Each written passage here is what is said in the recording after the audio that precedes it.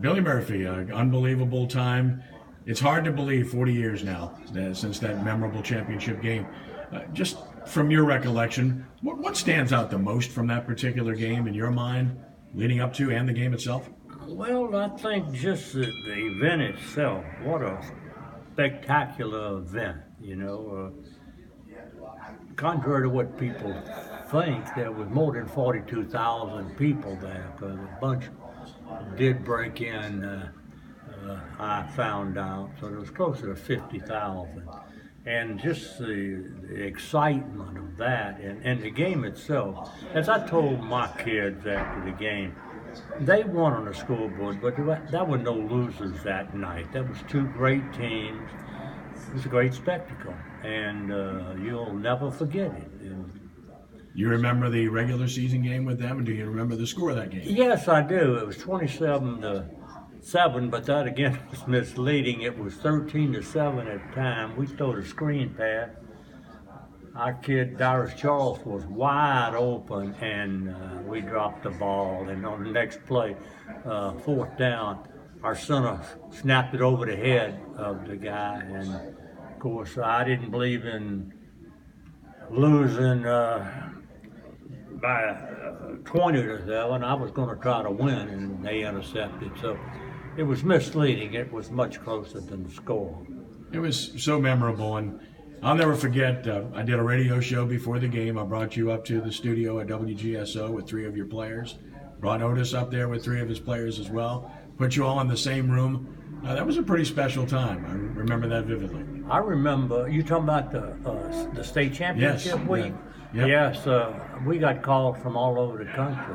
I well remember. Matter of fact, I played ball with a guy that called me from Mobile, and recently I saw the guy, and I said, "You remember calling me?" And he said, "Oh yeah, I remember." So, what a great night it was for high school football. I often tell people, they say, "Why'd you go to Louisiana?"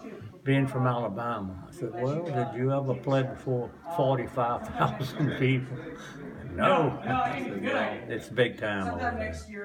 You would have had a chance to win that game in the Dome. Well played game, hotly contested. If you could just guard one guy, right? Big Greg Hobbs, right? Yeah. We were moving the ball at the end, and we had that fumble, you know. But that's part of the game, you know. I always said they made two plays and we made one. Well, McCloskey, right? Yes. About 90... 73 yards. Yeah, long run, as I recall. And, you know, those were different times. And to see St. Augustine twice, to play them twice that year, understanding the changes taking place in society, I think it helped with relations, and people learned to get along, and obviously they've carried that on for years to come. I definitely think so. I often tell people that even at Jesuit, when we were getting the black kids, and I said it was like the movie. Where at first it was a little shaky, you know, when I first went there, blacks and whites, and by that fourth year they were like brothers, and they're still close to today, and that's one of the thrills you get from being a coach and all, is the camaraderie those young men build. Final thought, to see the Superdome Classic today, to know that you helped give birth to that with that game, how does that make you feel? Oh, it makes me feel great.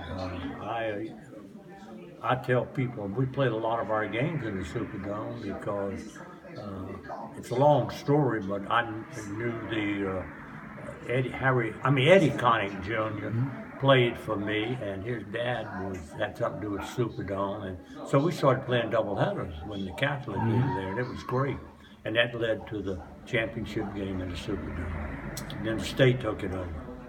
Thank you, Billy. Appreciate it. Thank you.